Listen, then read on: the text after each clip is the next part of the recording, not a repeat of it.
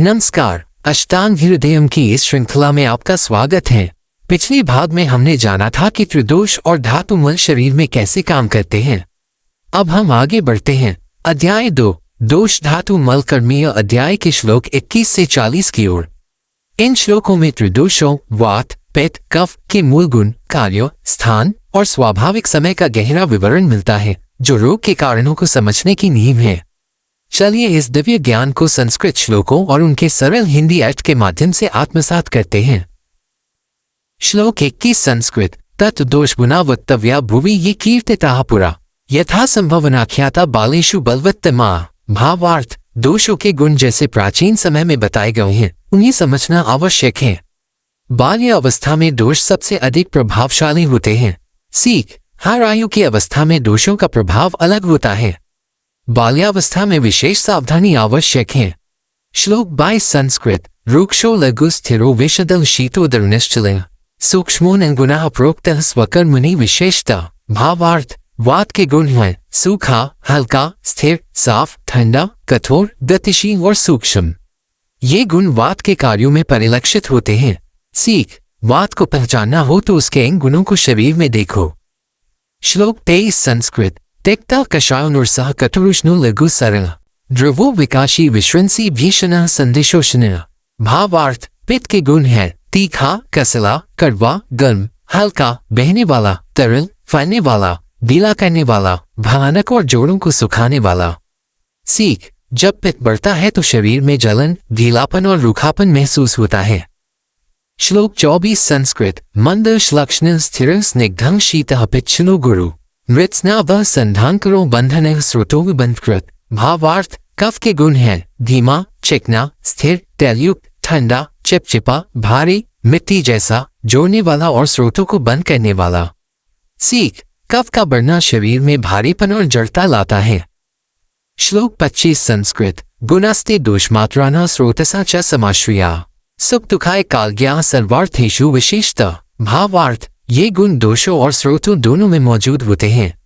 इनका ज्ञान ही सुख दुख का कारण समझने की कुंजी है। सीख, दोषों के गुणों को समझकर हम रोगों की जड़ तक पहुंच सकते हैं। श्लोक 26 संस्कृत। शरीरावयवास्तेषु स्थिता दोषा हि स्मृता तेषु यत्नः प्रयत्नेन कार्यो सम्यग्विचक्षण। भावार्थ, शरीर के अंगों में स्थित दोषों को समझदारी से नियंत्रित करना चाहिए। चतुर व्यक्ति को ये काम सावधानी से करना चाहिए। सीख, स्वास्थ्य के लिए दोषों पर जागरूक निगरानी जरूरी है। श्लोक 27 संस्कृत। बल वर्णोयुरारोग्यम सुख स्थैर्येन्द्रियात्मन सर्वं दोषस्मृत्वेन ज्ञेयं स्वास्थ्यमुष्य च। भावार्थ, शारीरिक शक्ति, रंग, आयु, आरोग्य, सुख, स्थिरता, इंद्रियों की शक्ति, ये सब दोषों के संतुलन से प्राप्त होते हैं। सीख, स्वास्थ्य का अर्थ है दोषों का संतुलन। श्लोक 28 संस्कृत। वायवो यं शरीरस्थो नित्यमेव चलं स्मृत स नैव चलती स्थानु सती च चलनात्मकः। भावार्थ, वात दोष शरीर में सदैव गति करता है। यदि वो ना चले तो शरीर भी अचल हो जाएगा। सीख, वात ही शरीर की गति है, इसका संतुलन ही जीवन है। श्लोक 29 संस्कृत। कषाय तिक्तमधुरे शीतल स्निग्धः स्थिररपि वीर्याय प्रीत्यनुरागैश्च वातन संपद्यते बलि। भावार्थ, कसला, कड़वा, मधुर रस, ठंडा, तैलयुक्त, स्थिर वीर्य और सुखद भावना से वात दोष बलवान होता है। सीख, वात को शांत और संतुलित करने के लिए ठंडा, चिकना और स्निग्ध भोजन उपयोगी है। श्लोक 30 संस्कृत। तत्वल्लवनोष्णैश्च वृक्षो व्ययस्था वातो बलवता जाता निरन्नादुक्भाषणात्। भावार्थ, तीखा, खट्टा, नमकीन, गर्म खाना, दर्द, गृहबाधा, भूखा रहना और दुख की बातें, ये सब वात को बढ़ाते हैं। सीख, अगर इन चीजों से बचे तो वात दोष संतुलित रहेगा। श्लोक 31 संस्कृत। सुख स्वप्न सुखोपवास स्निग्धन्तु लघ्व वातः सुखी सुखोमृष्यो क्षुपनो लघुराशुच।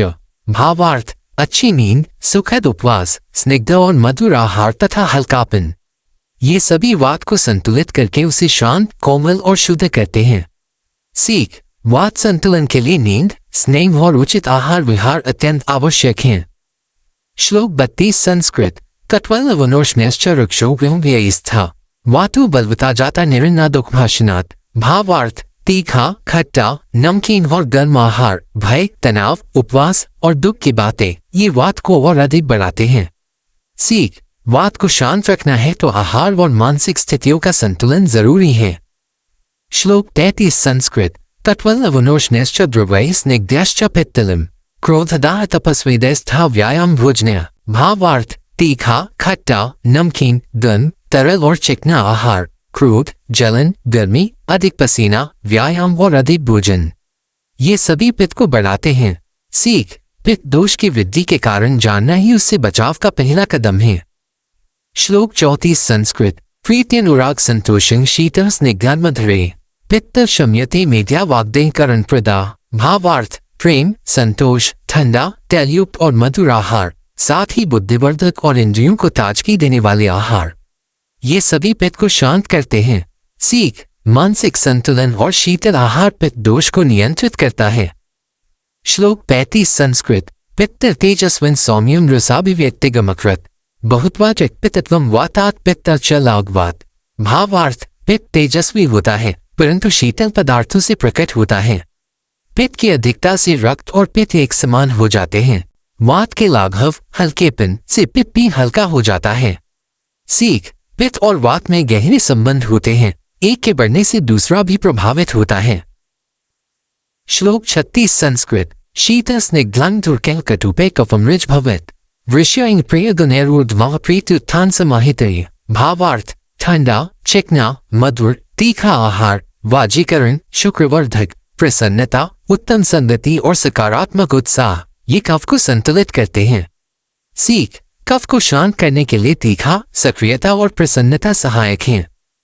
श्लोक 37 संस्कृत। अतिस्निग्ध बुरुषलक्षण शीघ्र विमदाय भू द्वेषालस्य स्वप्नव्यय प्रियैरोल्चिकीर्षे भू। भावार्थ, अत्यधिक चिकनापन, भारीपन, कोमलता, ठंडा, तरल पदार्थ, मदिरा, द्वेष, आलस्य, अधिक नींद, भय और प्रिय वस्तुओं की अधिकता कफ को बढ़ाते हैं। सीख, कफ का संतुलन बिगड़ने का कारण केवल आहार नहीं, मानसिक स्थिति भी है। श्लोक 38 संस्कृत। दोषानाम उपशांतिनां संभावः स्वभावतः सुख लभते तेनैव बलवर्णोयुरेव च। भावार्थ, जब तीनों दोष स्वाभाविक रूप से शांत और संतुलित रहते हैं तो व्यक्ति को सुख, बल, उत्तम रंग और दीर्घायु की प्राप्ति होती है। सीख, तीनों दोषों का साम्य ही संपूर्ण आरोग्य की पहचान है। श्लोक 39 संस्कृत। दोषाना समस्था सुकृत्स्नन् स्यादोषधं शुभम विशेषच विशेषार्थी द्वंद्वदोष विकार्त। भावार्थ, जब दोष समान अवस्था में हो तो सामान्य औषधि से लाभ होता है, लेकिन यदि विशेष दोष प्रधान हो तो विशिष्ट औषधि देनी चाहिए। सीख, हर रोग के लिए दवा तभी कारगर होगी जब दोष का स्वरूप पहचाना जाए। श्लोक 40 संस्कृत। दोषानां सन्निपातः स्यादुष्कर साधन परम सर्वान् संश्रित्य ह्यतिक्रम्यो पृष्ठतो वाग्गता गुणा। भावार्थ, जब तीनों दोष एक साथ असंतुलित हो जाएं, तो उसका उपचार अत्यंत कठिन होता है क्योंकि वे सभी गुणों को पार कर जाते हैं।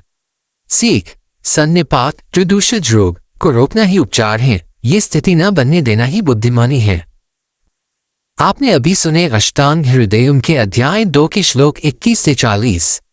इन श्लोकों ने हमें यह सिखाया कि त्रिदोषों का गुण, स्थान और प्रकृति को समझे बिना किसी भी रोग की सही पहचान या उपचार संभव नहीं।